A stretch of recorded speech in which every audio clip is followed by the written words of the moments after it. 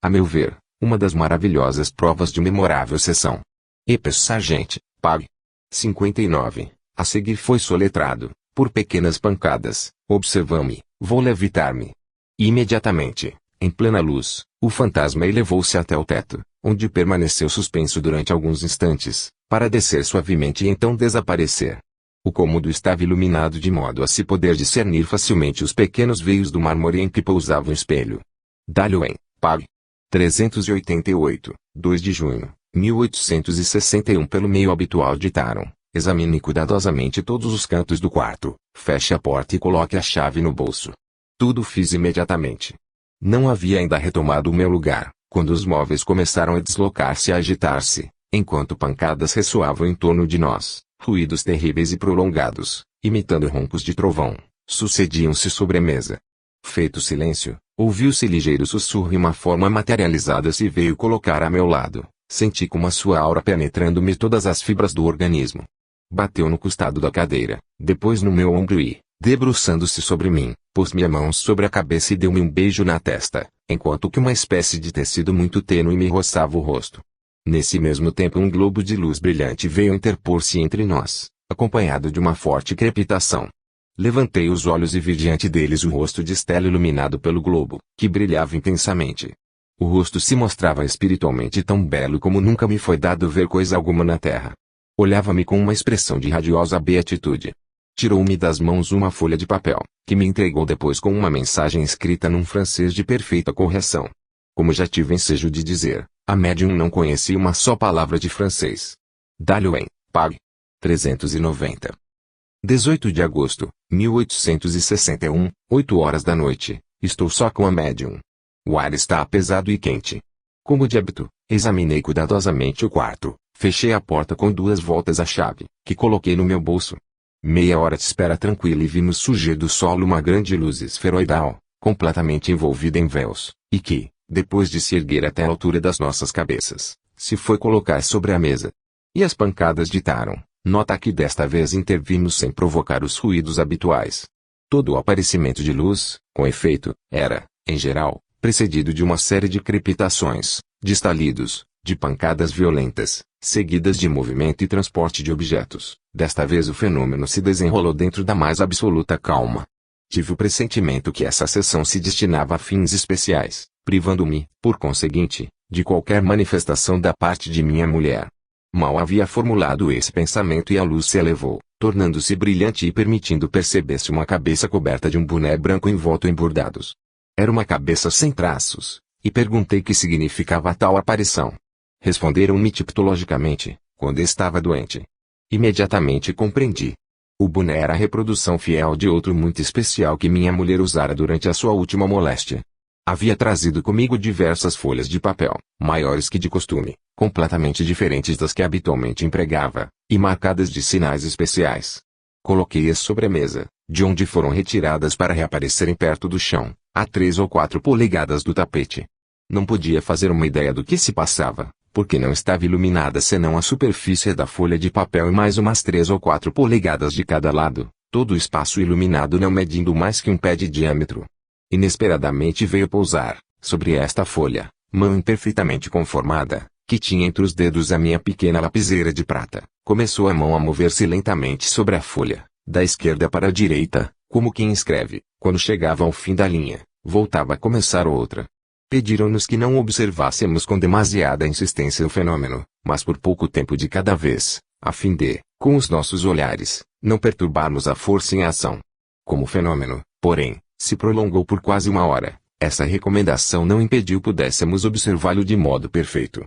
A mão que escrevia não ficou normalmente conformada senão por algum tempo, reduziu-se depois a um amontoado de substância escura, de tamanho um pouco menor que a de uma mão normal, continuava, todavia, a dirigir o lápis e quando chegava ao extremo inferior da folha a virava, continuando a escrever no verso.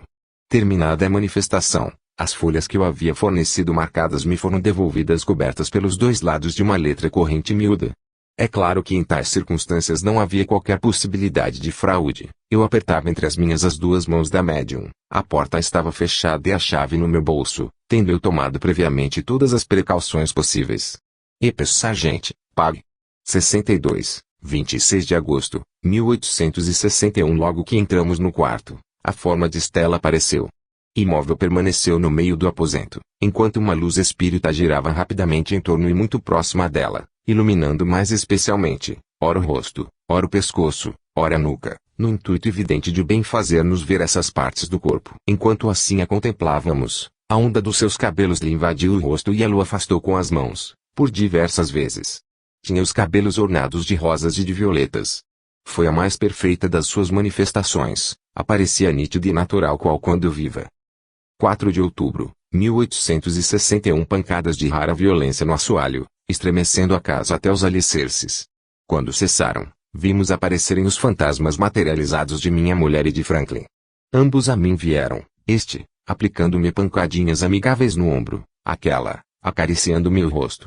Estávamos no escuro, mas as crepitações elétricas fizeram-se ouvir e imediatamente a luz brilhou de novo, permitindo-me ver em pé a figura de um homem alto e robusto. A meu pedido esse fantasma passeou pelo quarto, apresentando-se a meus olhos em posições diferentes e muito nitidamente. Seguiu-se a vez de minha mulher, que se manifestou em plena claridade e em toda a sua beleza. Planava, atravessando assim o quarto, passou pertinho da mesa, que roçou com as abas do seu vestido branco, fazendo mesmo cair por terra as folhas de papel, os lápis e outros pequenos objetos que sobre a mesma se achavam.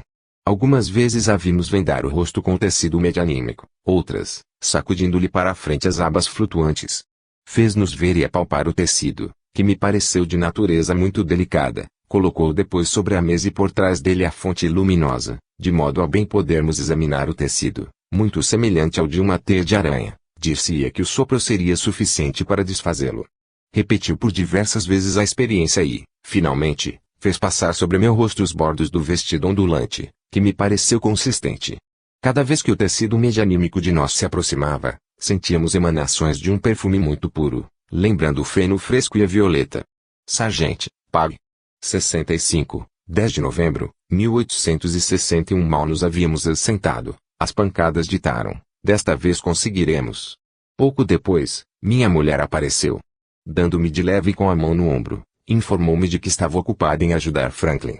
Este apareceu imediatamente, deixando-se pela primeira vez ver-lhe o rosto. Um outro fantasma materializado, trazendo em uma das mãos a luz, mantinha-se ao meu lado e projetava-lhe a luz diretamente sobre o rosto. Toda a minha perplexidade, a respeito da identidade de Franklin, desapareceu como que por encanto. Onde quer que esta fisionomia se me apresentasse, tê-la-ia, sem sombra de hesitação, nela reconhecido a de Franklin, cujos traços tinha vivos na mente, por muito lhe haver visto o retrato original. Deverei mesmo acrescentar que a grandeza do seu caráter ressaltava muito mais da expressão viva do rosto do fantasma que daquele seu retrato, que evidentemente não poderia traduzir. Trazia roupa parda talhada antiga e gravata branca. A cabeça era vigorosa e alvos cachos lhe ornavam as têmporas. Sua figura deixava transparecer a bondade, a inteligência, a espiritualidade. Tinha a aparência de um homem carregado de anos, de dignidade, de solicitude paternal, a quem qualquer pessoa se sentiria bem de recorrer para obter conselhos inspirados na sabedoria e na bondade. Apresentou-se por diversas vezes, por duas delas aproximou-se de tal modo que permitia-se vista até dentro dos próprios olhos. Minha mulher apareceu 3 vezes vestida de branco e cercada de flores. Sua figura, verdadeiramente angélica, traduzia uma expressão de calma e felicidade celestiais. Sargent, Pag. 67, 12 de novembro, 1861. Ouvimos a crepitação e a luz tornou-se logo brilhante, permitindo víssemos diante de nós, assentado à mesa, o fantasma materializado de Franklin, cuja sombra se projetava na parede, exatamente como a de uma pessoa viva. Guardava uma posição digna, o corpo ligeiramente envezado sobre o espaldar da cadeira, braços descansando sobre a mesa.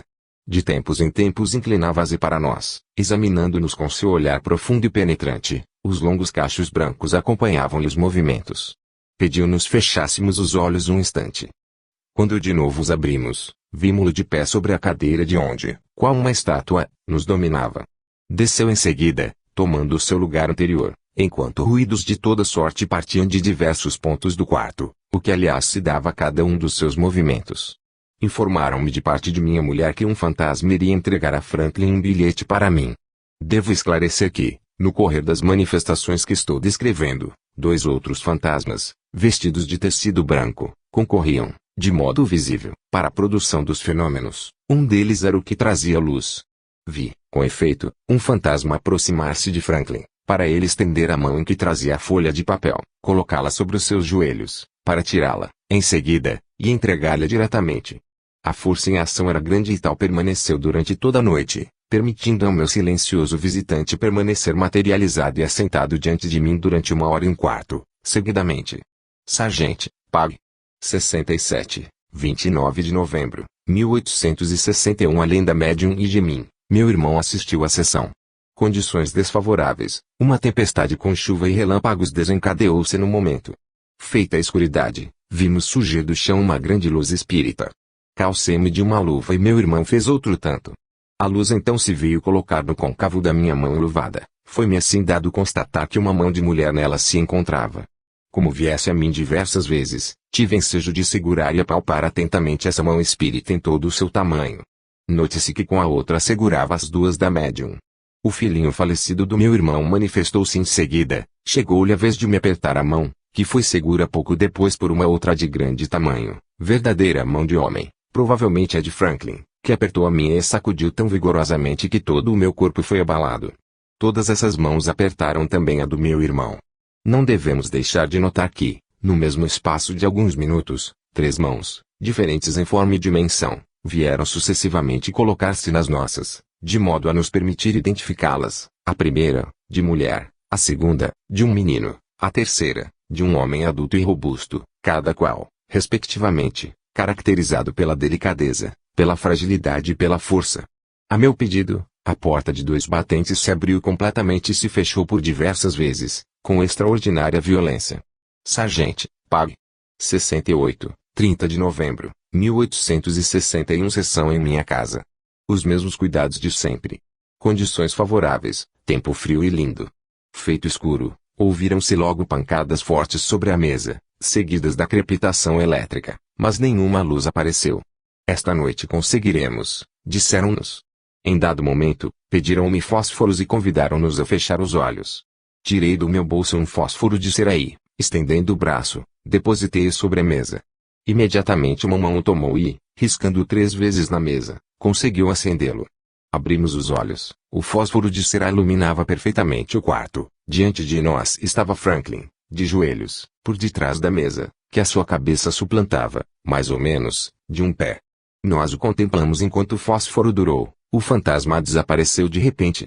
Por pancadinhas na mesa, ditaram-nos, então, meus queridos filhos, depois desta última prova, será possível que o mundo ainda duvide? Para convencê-lo é que assim trabalhamos. Benjamin Franklin e imediatamente depois, meu querido, como estou contente. Estela. Entregaram-me em seguida uma folha de papel em que estava escrito, esta sessão, de todas é a mais importante. Experimentamos muitas vezes e tivemos de renovar constantemente os nossos esforços antes de conseguir o que acabais de ver. Felizmente, foram eles coroados de êxito. Para demonstrar que sou uma criatura absolutamente como vós, bastou-me desta vez esfregar um fósforo, mas quantas tentativas antes de conseguir manifestar-me a luz terrestre. Enfim, as dificuldades foram vencidas. B. Franklin. Sargente, Pag. 69, 12 de dezembro, 1861. Sessão em minha casa. Tinha-me prevenido de uma lanterna furta-fogo, na qual havia adaptado um obturador munido de regulador, de modo a poder projetar, à vontade, um círculo de luz no diâmetro aproximado de 2 pés sobre a parede, numa distância de 10 pés. Coloquei a lanterna acesa e aberta sobre a mesa e tomei nas minhas as mãos da médium. Imediatamente a lanterna foi suspensa, e nós convidados a segui-la. Era ela conduzida por um espírito que nos precedia e do qual víamos nitidamente a forma inteira se desenhar, envolta em véus brancos cujos extremos arrastavam pelo chão. Depositou a lanterna sobre a escrivaninha, paramos também. Achávamos-nos em frente à janela existente entre a escrivaninha e o espelho. A lanterna elevou-se, de novo, erguendo-se, entre a escrivaninha e o espelho, a uma altura aproximada de 5 pés, de onde projetava toda a luz sobre a janela, permitindo víssemos a figura de Franklin, assentado na poltrona. Durante 10 minutos e sem interrupção, o feixe de luz projetado pela lanterna iluminou-lhe a fisionomia e o corpo inteiro, de tal maneira que pudemos examiná-lo à vontade. Seu semblante traduzia indizível contentamento e a maior naturalidade, bem como o cabelo e os olhos que brilhavam de vida. Não tardei, porém, A notar que o fantasma se ressentia grandemente da influência dissolvente da luz terrestre, os olhos perderam o brilho e os traços a vivaz expressão que sempre tinham, quando os contemplava a luz espiritual. Por mais de uma vez pediram-me que acionasse o regulador da lanterna, de modo a deixar passar mais ou menos luz, fazendo tive o ensejo de constatar que a lanterna estava suspensa no ar, sem qualquer ponto de apoio. Fim desta manifestação. Encontramos sobre a mesa uma folha de papel onde estava escrito: isto ainda, meus filhos, é para o bem da humanidade. Apenas com esse fim, esforço-me e trabalho. B. Franklin. Dalian, Pag. 394, 23 de janeiro, 1862. Em frente à porta, apareceu minha mulher, toda vestida de branco e em volta de um véu transparente. Tinha na fronte uma coroa de flores. A luz espírita projetava o facho luminoso sobre todo o seu corpo, iluminando completamente. Olhávamos para ele, com vivo interesse e prazer, quando de repente desapareceu, rápido como pensamento, produzindo um ruído semelhante ao silvo do vento. Ditaram-nos: esta noite a saturação elétrica é grande. Aproveitei-a para mostrar-vos a celeridade com que podemos desmaterializar-nos. Um instante depois, reapareceu em seu aspecto natural e consistente como dantes. Sargent, Pag. 71, 15 de fevereiro, 1862. A atmosfera úmida e desfavorável. Além da médium, comigo assistia à sessão meu cunhado, M. Grote, a quem a reunião havia de modo especial sido consagrada. Pedi demonstrações de força e sem demora recebemos a seguinte mensagem: atenção! Ouviu, ele chega rapidamente. Retirai da mesa as vossas mãos. E, imediatamente, ouvimos espantoso rumor metálico, fazendo estremecer a casa de lado a lado. Era como se um pesado monte de correntes fosse jogado do alto, com enorme violência sobre a mesa. O mesmo barulho por 3 vezes se repetiu, mas com força decrescente. Depois disto, uma grande mesa de mármore, muito pesada, começou a caracolar pelo quarto. Uma grande caixa fez outro tanto. Um guarda-chuva, colocado sobre a mesa, pôs-se a dar voltas, como que voando pelo quarto, tocando ora num ora no outro, parando, finalmente, nas mãos do Sr. Grote. Tais manifestações tinham certamente por fim convencer o incrédulo, recém-vindo, da realidade da existência de um poder invisível. E o fim foi atingido, pois meu cunhado havia tomado todas as precauções para se prevenir contra um possível embuste, entre outras, a de selar a porta e a janela. Sargent, Pag. 73, 16 de fevereiro, 1862. Pelo fim da sessão, o espírito materializado de Benjamin Franklin escreveu o que se segue, em uma folha de papel: meus filhos, neste momento as nossas armas acabam de obter uma grande vitória. No dia seguinte, tivemos notícia de que, de fato, no correr da noite, o exército federal havia enfim tomado de assalto o Forte Donaldson, sobre o rio Tennessee. Sargent, Pag. 75, 22 de fevereiro, 1862. Atmosfera úmida, condições desfavoráveis. Depois de cerca de meia hora de espera, uma luz cilíndrica e muito brilhante, envolvida em véus, como de costume veio pousar sobre a mesa. Perto dela apareceu uma haste com 2 rosas abertas, um botão e folhas. Flores, botão, folhas e haste eram de rara perfeição. As rosas foram-nos dadas a cheirar, achei-as perfumadas como são as rosas naturais. Ao ser colhidas, o perfume era mesmo mais suave e delicado. Foi-nos permitido tocá-las, aproveitando então eu para delas fazer minucioso exame. Cuidado! Tenha a máxima precaução, disseram-me. Notei que a haste e as folhas estavam um tanto viscosas e, como perguntasse o motivo, disseram-me que era devido às condições de umidade e impureza da atmosfera. O galho era mantido sempre perto e às vezes por cima da luz, que parecia ter a propriedade de transmitir vitalidade e substância, como se o alimentasse. O mesmo poder parecia conferido à mão que o segurava. Já havia observado, aliás, que todas essas criações espíritos parecem formar-se e conservar-se à custa das reservas elétricas contidas do globo luminoso, pois ao menor indício de perda ou de enfraquecimento de consistência levavam-nas para perto da fonte luminosa e, como que por encanto, recuperavam a seiva e a vitalidade perdidas. Pelo meio habitual, disseram-nos, vede como se vão dissolver rapidamente. E logo as flores começaram a murchar, dobraram-se sobre a haste e fundiram-se como será que se chegasse ao fogo, assim desaparecendo tudo do mimoso galho, em menos de 1 minuto.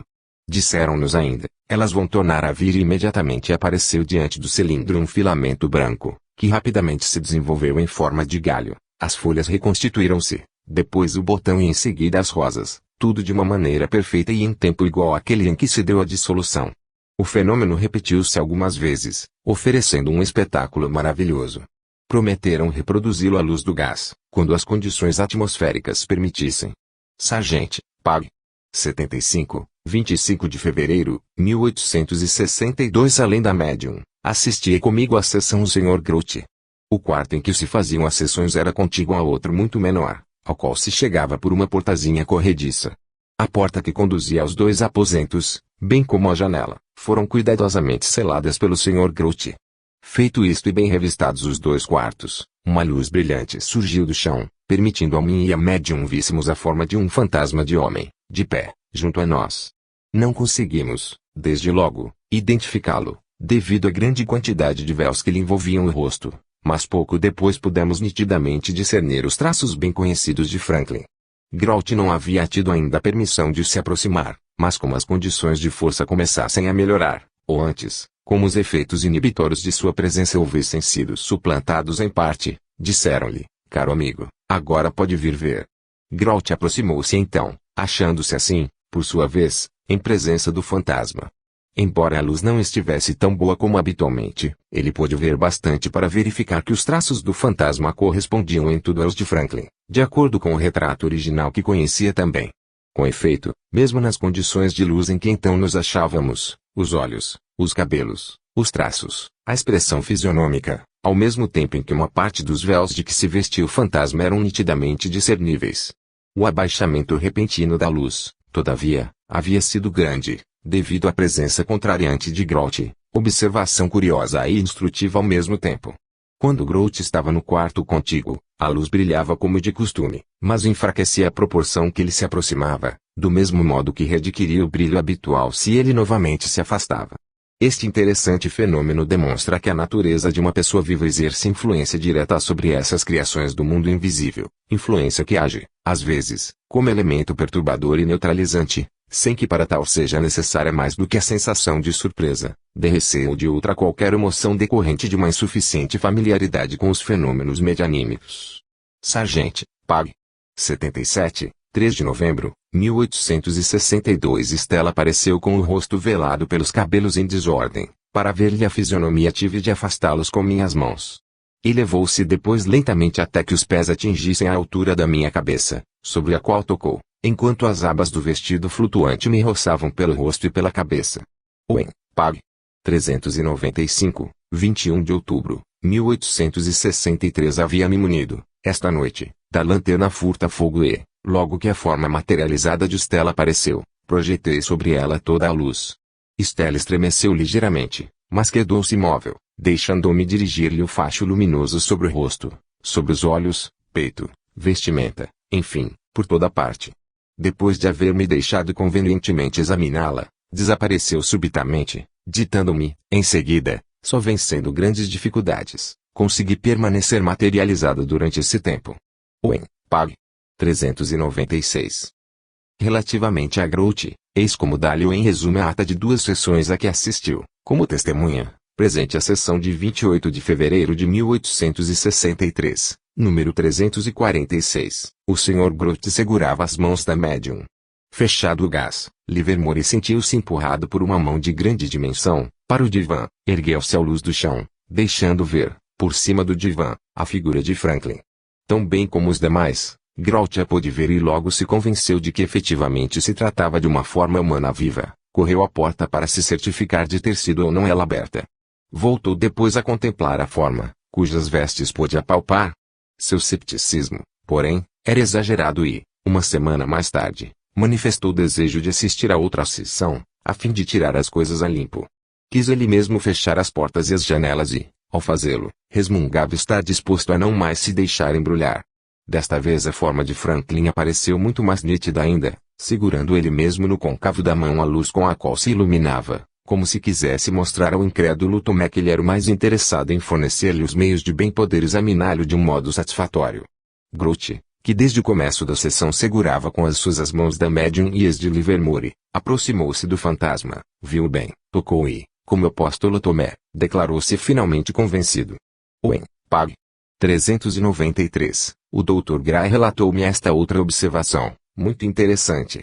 Durante uma das últimas manifestações de Franklin, este apresentou-se, A princípio, com o rosto imperfeitamente formado, de modo que parecia ter apenas uma das vistas, em lugar da outra, e de parte da face existia uma cavidade informe, que dava à fisionomia um aspecto horrível. Cat Fox, a médium, ficou tão impressionada que não se pôde conter e deu um grito, o que provocou a extinção imediata da luz que iluminava o local. Tolinha, exclamou o Dr. Gray, tomando-lhe as mãos, não compreendes que assim atrapalhas a mais interessante das experiências, a da gradual materialização de um espírito? Essa interpretação filosófica do fenômeno teve a virtude de acalmar um pouco a moça, dissipando-lhe o pavor supersticioso. 5 minutos depois, a figura de Franklin de novo apareceu, mas desta vez perfeita e com tal expressão de calma, de dignidade e de bondade no olhar, que a médium foi a primeira a exclamar: "Oh, como é belo!" Dalhoen, Pag. 407. Suspendo aqui, não sem verdadeiro pesar, as citações extraídas do relatório, teoricamente muito importante, do Sr. Livermore. Na seleção que fiz, julguei de certa utilidade afastar-me um pouco do nosso tema a fim de apresentar um quadro generalizado dos fenômenos obtidos no correr dessas memoráveis experiências. Nos trechos que acabo de transcrever, notam-se numerosos incidentes que bem reclamam uma confrontação com outros análogos, obtidos através da medianimidade de William Stanton Moses, da Sra. Desperance, de Giuseppe Palladino, da Sra. Olis, da Sra. Salmon, de Eva C. e de Linda Gazera, mas isso me desviaria demasiado do tema especial deste trabalho. Limitar-me-ei, portanto, a abordar apenas as principais analogias, renunciando a citar exemplos. A primeira analogia deveras notável que me ocorre apresentar é a das luzes obtidas por Livermore, que também o foram por Stanton Moses. Não só apresentavam a mesma forma e dimensões, como em ambos os casos vinham envolvidas em uma espécie de tecido semelhante a gaze. Os analistas das sessões de Stanton Moses falam também, como Livermore, de uma mão medianímica existente no interior das luzes que pela tal mão pareciam adimentadas. Relativamente à emanação de perfumes, há interessantes pontos de contacto entre as duas séries de experiências, embora de modo muito mais variado nas curtas sessões com Moses, em que os perfumes de toda a ordem ora transudavam da fronte do médium, ora se expandiam em profusão pela sala, a ponto de tornar o ar irrespirável, ora eram extraídos de flores frescas, previamente para esse fim trazidas. Poucas flores bastavam para produzir farta quantidade de perfumes, notando-se que as que eram submetidas a esse processo murchavam logo, secando imediatamente. Outra analogia digna de nota, e esta com a medianimidade de Giuseppe Palladino, é a das formas materializadas não tomarem contato com as pessoas vivas sem a interposição de um tecido medianímico ou mesmo de um tecido ou tegumento natural. Vimos Livermore e seu irmão obrigados a tomarem luvas para receber no côncavo da mão a luz medianímica, e Stella, para beijar Livermore, interpor previamente uma substância semelhante a gaze. Particularidades idênticas se verificam nas sessões com Eusápia, no correr das quais as formas materializadas, em geral, não tocavam nem se deixavam tocar senão através de tecidos ou de cortinas, do mesmo modo que não deixavam traços na massa modeladora sem a interposição de um tecido medianímico. Outra analogia ainda, nas sessões de Livermore, como nas com Eusápia Palladino, quando os fenômenos de certa importância se aprestavam ou estavam em vias de realização, as personalidades medianímicas exortavam a que se não fixasse demasiado a vista sobre os mesmos, isto devido ao poder desintegrante que o olhar humano e a atenção concentrada exercem sobre as forças exteriorizadas. Assim, enquanto a mão materializada e iluminada escrevia na presença de Livermore, este era convidado a não olhar com demasiada insistência o fenômeno, mas com pequenos intervalos, a fim de não perturbar, pela fixidez do olhar, a força em ação. Em outras circunstâncias, pediam aos experimentadores que fechassem, ainda que por um instante, os olhos. Franklin nos convidou a fechar os olhos por um instante. Logo que os abrimos, vimo-lo de pé sobre a cadeira, de onde nos dominava, como uma verdadeira estátua. E mais adiante, pediram-me fósforos e nos preveniram de fechar os olhos. Eis um caso análogo, tirado das sessões com Moses. Pedi que do rosto me aproximassem a luz. Mentor nisto consentiu e convidou-me a fechar os olhos. Quando me permitiu de os abrir, vi diante de mim, a alguns centímetros apenas do meu rosto, uma luz esplêndida, tendo a forma e o volume de um globo comum para lâmpadas. Dr. Speer, Proceedings of TSCPR, Vol. 9, Pag. 275, a força inibitória do olhar e da atenção corresponde àquela dos temperamentos e à sua ação relativa de emanações vitais. A este respeito não se pode deixar de achar bem instrutivo o episódio narrado por Livermore sobre o efeito contrariante que a presença do Sr. Grote exercia sobre a produção dos fenômenos, Quando Groth estava no quarto contíguo, a luz brilhava como de costume, mas enfraquecia à proporção que ele se aproximava, do mesmo modo que readquiria o brilho habitual se ele novamente se afastava. O mesmo se dava com Moses, sempre que introduzia novas pessoas no recinto. As personalidades medianímicas acabaram mesmo por aconselhar aos membros do grupo que permanecessem pouco numerosos, a fim de não comprometer a progressão dos fenômenos. Perturbações análogas se verificavam com Om e com Eusapia Paladino, assim como com todos os outros médiuns. É mesmo a esta particularidade dos fenômenos medianímicos que se deve atribuir os graus muito diferentes de sintonização entre os diferentes grupos de experimentadores, quando os resultados obtidos com o mesmo médium são tão diversos e mesmo contraditórios. Assinalarei, enfim, um fenômeno curioso exposto por Livermore e que tem o seu equivalente nas experiências com Moses. Consiste nos ruídos retumbantes que, de ordinário, precediam a realização de manifestações importantes, fenômenos tão habituais nas experiências de Livermore, que, não havendo eles ocorrido em determinada circunstância, as personalidades medianímicas chamaram, para o fato, a atenção dos experimentadores, do modo seguinte: notar que desta vez nos manifestamos sem provocar ruídos. Com a medianimidade de Moses o mesmo fenômeno se dava. Ele disto pediu explicação ao espírito guia, Rector, que respondeu não ser fácil suprimir essas formas de manifestações barulhentas, por isso que constituíam para os espíritos o meio mais prático de sanear o ambiente da saturação excessiva das forças físicas exteriorizadas, que impedem se produzam manifestações superiores. Termino com esta enumeração das principais analogias existentes entre as modalidades pelas quais se produziam os fenômenos nas sessões com Cat Fox e as que eram próprias a outros médiuns. Analogias teoricamente interessantes e instrutivas, reforçam-se mutuamente, confirmando os resultados obtidos, fornecendo, portanto, dados preciosos para uma futura interpretação dos fatos. Dentro do ponto de vista especial da presente discussão, resta-me apenas encarar os fenômenos de materialização na parte que se prende à gênese e à natureza dos mesmos, começando por procurar ver se aqueles que acabamos de observar devem ser considerados como sendo de natureza plástica ou orgânica, subconsciente ou extrínseca. Mas penso não ser necessário perder o nosso tempo em discutir se são criações plásticas ou orgânicas os fantasmas que deram provas tão evidentes de inteligência, de vontade e de atividade.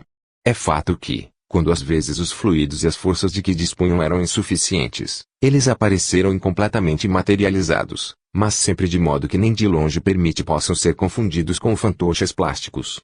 Espontaneamente eles iam e vinham pelo quarto, subiam e desciam de móveis, pensavam em alimentar os globos luminosos, que tinham em mão, e o conseguiam, agitando-os oportuna e convenientemente, embora com certa dificuldade atonicamente, comunicavam-se pela palavra falada, escreviam de próprio punho e à vista dos experimentadores e tão repetidas provas deram que não podemos duvidar serem eles seres vivos e organizados e não meros fantoches plásticos, relegados ao plano das figuras de cera de um museu anatômico.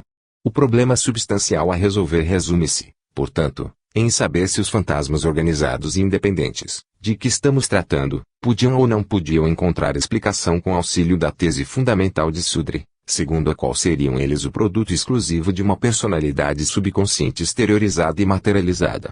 Colocado assim o problema, começo por lembrar que, no correr da sessão de 10 de novembro de 1861, se apresentaram simultaneamente 3 fantasmas materializados e que, no correr da imediata, de 12, se viam simultaneamente passear pelo quarto 4 fantasmas materializados. Se quisermos, pois, manter a interpretação de Sudre, deveríamos então dizer que nos achamos diante de um fenômeno respectivamente de tripla e de quádrupla prosopopese exteriorizada e materializada. Ou, mais exatamente, que estamos diante de um fenômeno de quíntupla prosopopese simultânea, dado que o médium durante a manifestação não caía no sono medianímico e guardava toda a sua consciência. Por outras palavras, teríamos de concordar que, em tais circunstâncias, a personalidade psíquica do médium se teria simultaneamente desdobrado em 5 personalidades psíquicas bem definidas, das quais 4 bem exteriorizadas, materializadas, independentes, vivas, inteligentes e ativas. É o que teríamos de admitir para podermos aceitar a hipótese da prosopopese, aplicada aos casos de materialização. Ora, antes de subscrever semelhante milagre, peço que me deem a conhecer ao menos um só exemplo de desintegração patológica de uma personalidade, com formação relativa de personalidades alternantes, que houvessem sido capazes de emergir e de agir simultaneamente sob 4 aspectos diferentes. Dir-me-ão que estou pedindo coisa psicologicamente impossível. Bem eu sei, mas como esse fenômeno se verifica nas experiências de materialização e nas de voz direta, teremos de concluir que, se o desdobramento simultâneo de uma individualidade psíquica, em 5 personalidades independentes, constitui psicologicamente uma coisa impossível, as personalidades simultâneas, que se manifestam aos fenômenos de materialização e nos de voz direta, não podem deixar de ser estranhas ao médium e aos assistentes. Eis-nos, assim, por uma necessidade lógica, forçados a admitir a hipótese espírita. Quer parecer-me que esta primeira observação, baseada nos fatos, seja suficiente para levar irremediável ruína à hipótese da prosopopese exteriorizada e materializada.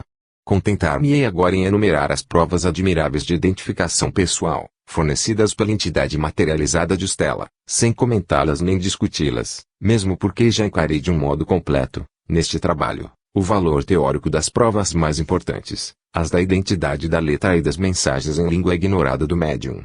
Faço, portanto, notar que a personalidade medianímica, aqui apreciada, conseguiu demonstrar a sua identidade, recorrendo às melhores provas de que possa dispor uma personalidade de defunto que se manifesta, mostrando-se durante certo número de anos sob a mesma aparência que tinha quando viva, escrevendo centenas de mensagens com identidade de letra, exprimindo-se em língua estrangeira que lhe era familiar quando viva, mas desconhecida da médium, revestindo suas ideias de uma forma nitidamente pessoal e acrescentando a tudo isso provas avulsas, de natureza altamente sugestiva, como, por exemplo, a da reprodução materializada do boné ornado de bordados, que usara durante a moléstia que a vitimou, reforçando, enfim, as provas de identificação pela produção de fenômenos prodigiosos, destinados a provar a intervenção real de personalidades espirituais estranhas aos assistentes. O fantasma materializado de Benjamin Franklin não interveio no caso, com o fim de identificação pessoal, mas tão somente para contribuir no êxito das manifestações de Stella utilizando esta mesma energia elétrica que ele havia profundamente estudado, quando vivo. Ainda mesmo assim, esse fantasma reproduziu o porte e os traços característicos daquele que se dizia ser. Convém notar o fato impressionante de o espírito de Franklin, depois de haver conseguido fazer-se ver a luz de um fósforo, isto é, a luz terrestre, tão nociva às formas materializadas, haver transmitido a seguinte mensagem: meus queridos filhos, depois desta última prova, poderá o mundo duvidar ainda? É só para convencê-lo que tanto trabalhamos. Em outra ocasião, depois de haver permitido que me feixe luminoso da lanterna furta-fogo fosse sobre si projetado em cheio, a ponto de desintegrá-lo rapidamente, ditava esta outra mensagem: isso também, meu filho, é para o bem da humanidade. É apenas com esse fim que emprego a minha atividade e o meu trabalho. Que tristes considerações essas nobres palavras sugerem.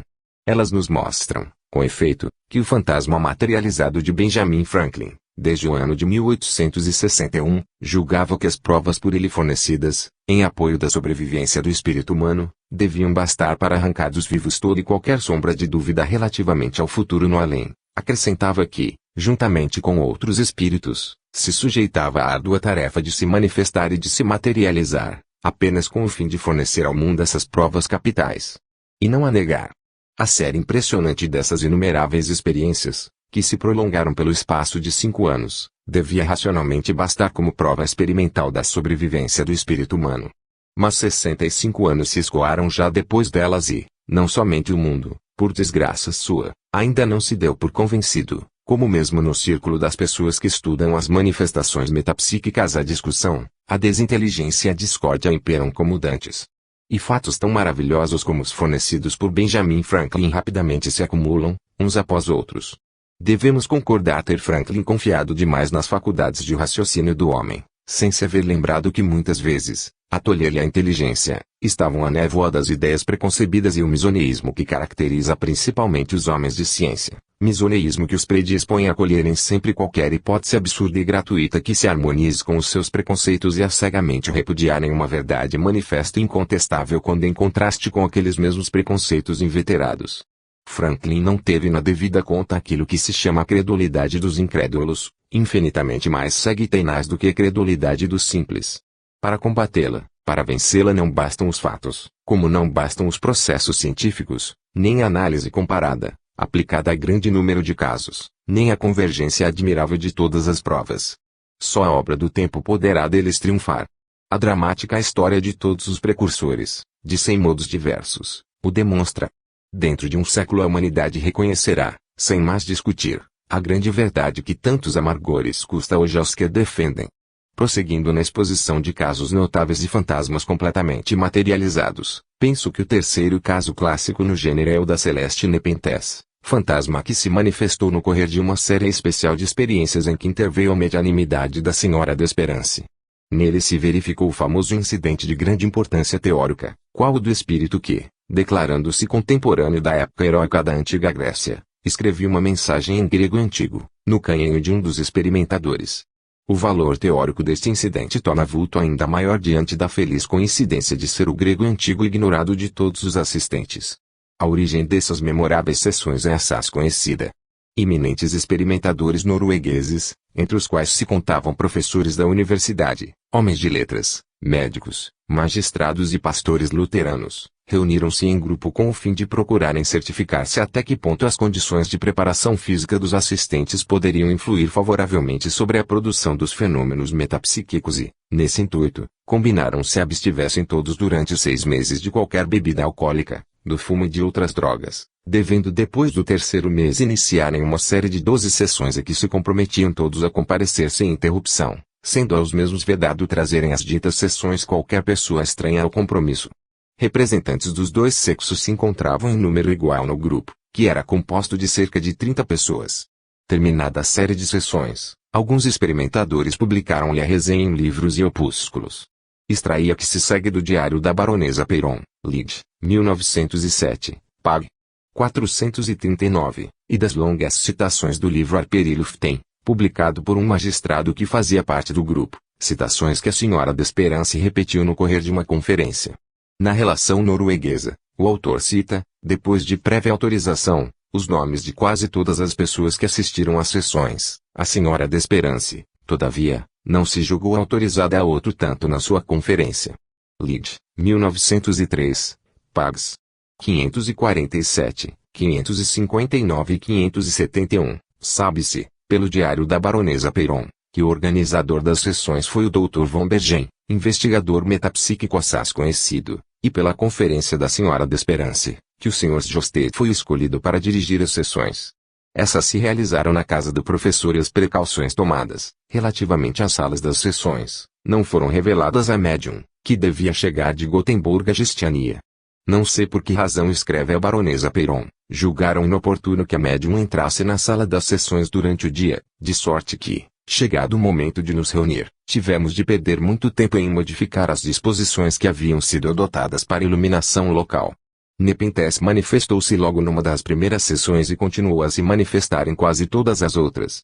Era uma forma de mulher da maior beleza, mostrava-se à luz ao mesmo tempo que a médium, que estava acordada e se conservava sempre fora do gabinete e assentada entre as demais pessoas. Materializava-se no meio do grupo, conformava-se com os desejos dos investigadores, ora prestando sem se deixar fotografar, ora escrevendo no canhão de um dos assistentes, ora tirando o molde da própria mão em parafina liquefeita. Este último fato foi narrado do modo seguinte pelo Dr. von Bergen. A espera trazia a todos impaciência e ansiedade. Será bem-sucedida? Não o será? Eram perguntas que a si mesmo cada um fazia.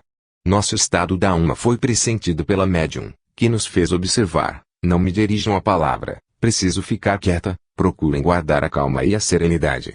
O leve ruído produzido pela mão, que mergulhava no líquido e dele saía, continuou durante alguns minutos na sombra da cortina, enquanto percebíamos de modo completo a forma branca debruçada sobre o recipiente.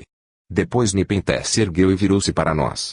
Olhando em derredor, até perceber o professor e, assentado por detrás de outro experimentador, que o encobria de metade, suspensa no ar, dirigiu-se então para ele, entregando-lhe um objeto.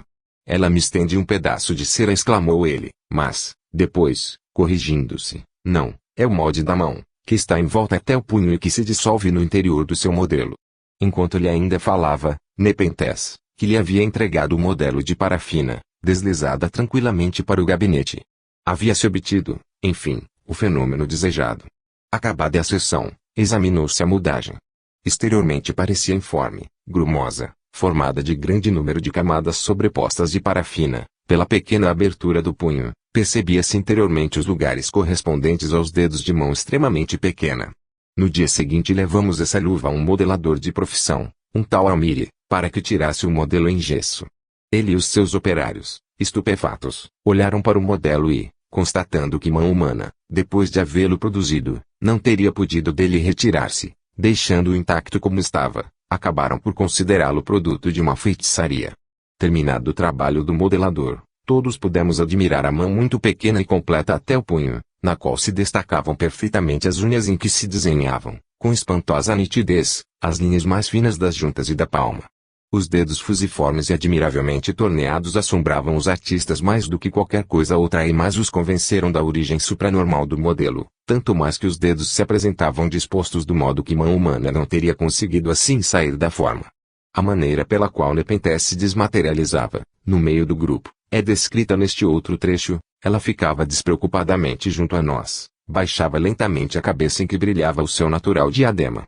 Em breve tempo, sem que se percebesse o menor ruído, a sobre-humana, a espiritual Nepenthes, tão bela, tão real, tão viva, se havia transformado em pequena nuvem luminosa, não maior que uma cabeça humana, sobre a qual brilhava ainda o diadema. Pouco a pouco essa luminosidade se extinguia também, e o diadema se dissolvia, desaparecendo por sua vez. Eis, enfim, o famoso episódio da mensagem escrita em grego clássico, desconhecido da médium e dos assistentes. Nepenthes se apresentou mais bela do que nunca. Não obstante toda a admiração e o respeito que nutro para com as amáveis e encantadoras senhoras das minhas relações, devo dizer que meus olhos jamais viram coisa alguma de comparável a essa criatura sublime mulher ou deusa, pouco importa, e estas minhas palavras mais não fazem que traduzir a opinião geral.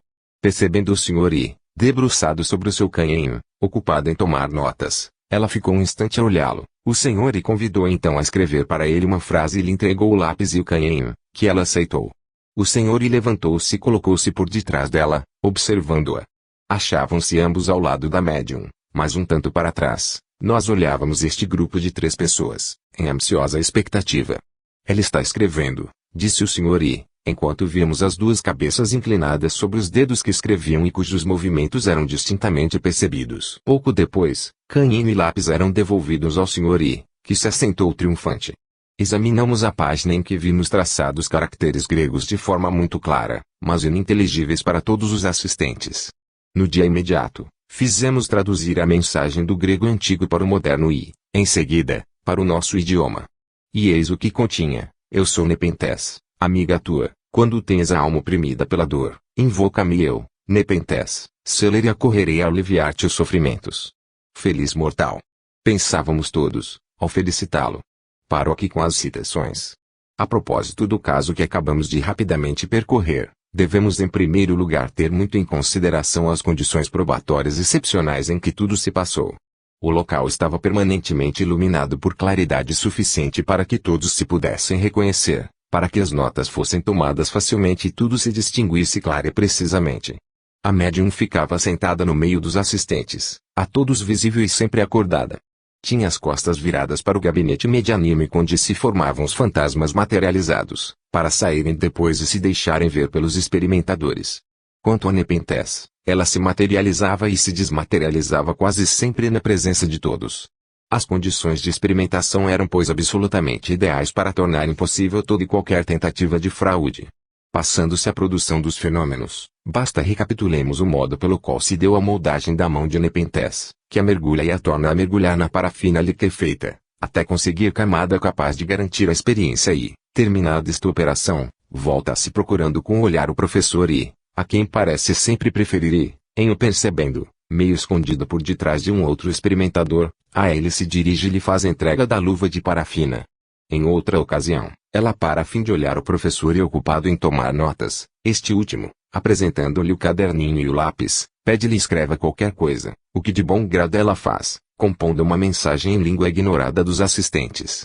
Quando se revêem esses detalhes, o pensamento se volta para a teoria de Sudre, segundo a qual os fantasmas materializados não passariam de manequins plásticos que têm aparência de vida graças a um fenômeno de prosopopese, mas que na realidade podem ser comparados às figuras de cera de um museu anatômico. E a nossa imaginação se queda estarrecida diante da força entenebrecedora das ideias preconcebidas que arrastam os homens a afirmarem o oposto do que atestam os fatos. Não posso deixar de chamar a atenção para a significação muito especial que ressalta de uma personalidade materializada escrever em uma língua desconhecida do médium e dos assistentes, o que vem mostrar quão destituída de base é a objeção extravagante de que já me ocupei em relação a casos análogos, mas em que as personalidades medianímicas se exprimiam em língua ignorada do médium, mas conhecida do consultante. Poder-se objetar, neste caso, que o médium captava o conhecimento da língua, do subconsciente do consultante. Já fiz ver que esta hipótese é de tal modo absurda que os nossos próprios opositores não ousaram jamais formulá-la, mas o que até aqui não fizeram poderão fazê-lo um dia, em vista das condições teóricas desesperadas em que se afundam mais e mais. Daí o grande valor dos casos como este, que oferecem prévio desmentido àquela hipótese e mostram que o fenômeno se realiza igualmente fora da presença de subconsciências que possam fornecer ao médium os conhecimentos indispensáveis, forçando, por conseguinte, a admitir a presença real, in loco, de uma personalidade espiritual estranha ao médium e aos assistentes.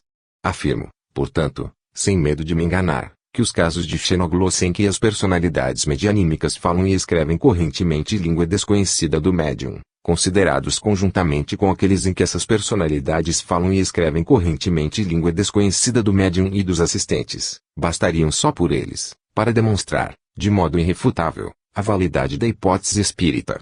E se considerarmos que essas categorias de manifestações, que lhe mostram a validade, são, em verdade, como o meu presente trabalho de estudar a prova, em número suficiente para afirmá-la sobre a base científica da análise comparada e da convergência de provas, teremos motivos para nos surpreender, vendo-a por tal forma combatida nos próprios meios científicos. Mas todo o espanto desaparecerá se nos lembrarmos que absurdos semelhantes constantemente se repetiram através dos séculos, sempre que no horizonte do progresso humano surgia a aurora de uma grande ideia. Devo ainda observar que os casos de personalidades que falam e escrevem em línguas ignoradas do médium e dos assistentes são raros, mas nada é mais natural, dado que as personalidades de mortos que se manifestam são quase sempre parentes dos experimentadores ou pessoas das suas relações. Mesmo assim, no meu arquivo se encontram 11 destes últimos casos. Um pouco mais adiante citarei 2 outros incidentes do mesmo gênero, ocorridos recentemente em Varsóvia, por ocasião da materialização de fantasmas. Do meu livro Hypothesie spiritique et Theorie scientifique, vindo à luz em 1903, tiro um episódio por mim mesmo verificado e que se desenrolou no correr de uma série de experiências com Eusapia Palladino, experiências organizadas pelo Círculo Científico Minerva, de Gênova, em que comigo tomaram parte os professores Morcelli e F. Porro, o Dr. José Venzani e Luiz Arnaldo Vassalo, diretor do século XIX. Na sessão de 10 de janeiro de 1902, presentes comigo estavam 4 membros do Círculo: Félix Avelino, Evaristo Testa, Jerônimo Pastorino e Jocondo Fagioni. Extraio da ata dessa sessão, por mim mesmo redigida, o trecho essencial, que se segue. À esquerda da médium toma lugar Evaristo Testa e à direita Jocondo Fagioni. O quarto está escassamente iluminado pela luz de uma vela colocada na antecâmara. De súbito percebemos movimentos na cortina do gabinete medianímico, que ficava por detrás de Evaristo. Logo em seguida uma mão, cuja forma se delineia visível para todos nós, emerge desse lugar e atinge Evaristo, tocando e acariciando-o, para logo se retirar. Novamente a cortina se agita, e infla-se aderir ao rosto de Evaristo, que declara sentir o contacto de uma cabeça completamente materializada. Mal terminava a frase e todos ouvimos o ruído de um beijo que lhe davam no rosto. Evaristo pede à personalidade que decline o nome. Ouve-se então, por detrás da cortina, sons inarticulados, porém com o timbre de voz humana, como se ali se achasse alguém que fizesse esforços inauditos para conseguir articular palavras. Esses sons acabaram, com efeito, por se articularem e a voz fraca, áfona, soletrando por assim dizer as sílabas, diz em italiano: "Sou tua mãe, meu filho." Seguem-se outros beijos, outras carícias, longas e afetuosas, através da cortina. Evaristo, mais do que nunca ansioso por obter prova decisiva da identidade, pede a personalidade materializada que se mostra a ele de modo bem visível. A cortina abre-se a meio, cerca de 40 centímetros acima da cabeça de Eusapia, um busto de mulher se deixa ver, ora adiantando-se, ora afastando-se em movimentos lentos e alternados. Na posição por mim ocupada em relação à porta de onde vinha a luz, não consigo discernir senão de modo confuso a forma materializada. O mesmo acontece a Evaristo e Avelino. Fagioni e Pastorino, porém, mais bem colocados e muito próximos da forma materializada, declaram perceber distintamente o perfil de um rosto de mulher, cujos traços perfeitamente distinguem, As observações de ambos de modo perfeito concordam entre si. Evaristo, baseando-se na descrição por ambos feita, descrição minuciosa dos traços do fantasma, convence-se de que, de fato, se trata de sua mãe, insiste então com calor, pede, exorta a forma materializada a aproximar-se para que lhe consiga ver mais claramente. Diante de tanta insistência, Fagioni, em tom de quem só muito a custo se resolve a desmanchar uma ilusão, observa, mas não, caro senhor Testa, a forma que percebo não pode ser a de vossa mãe, distingo-lhe claramente os traços e posso garantir-vos que se trata de pessoa muito moça ainda. Perfeitamente, responde Evaristo, minha pobre mãe morreu com a idade de 20 anos apenas. Esta coincidência tão surpreendente e inesperada, não deixou de causar funda impressão em todos os assistentes. Nenhum de nós podia calcular que a mãe de Evaristo houvesse morrido tão moça. Aliás, era ele nosso conhecido de pouco tempo, havendo entrado para o círculo alguns dias antes. Aqui termina a ata da sessão, mas Evaristo Testa resolveu tudo tentar para obter provas ulteriores da autenticidade do incidente que muito havia impressionado. Com essa intenção, tomou no dia seguinte uma fotografia de sua mãe, reuniu a outras de diversas moças, tendo cuidado de escolhê-las dentre pessoas da mesma época. Foi à casa de Fagioni e pediu-lhe que indicasse qual daqueles retratos mais se parecia com a forma que havia visto. Fagioni examinou atentamente cada uma das fotografias e, chegando à última, declarou ser aquela que havia visto. Era, de fato, o retrato da senhora Testa. Esse fato, forcei convir, constitui excelente prova de identificação pessoal de mortos, tanto mais que o retrato da genitora de Evaristo, que tive ocasião de ver, não oferecia a menor semelhança com o filho e, na coleção de fotografias apresentada a Fagioni, havia de uma das tias de Evaristo, de traços muito semelhantes aos deste último.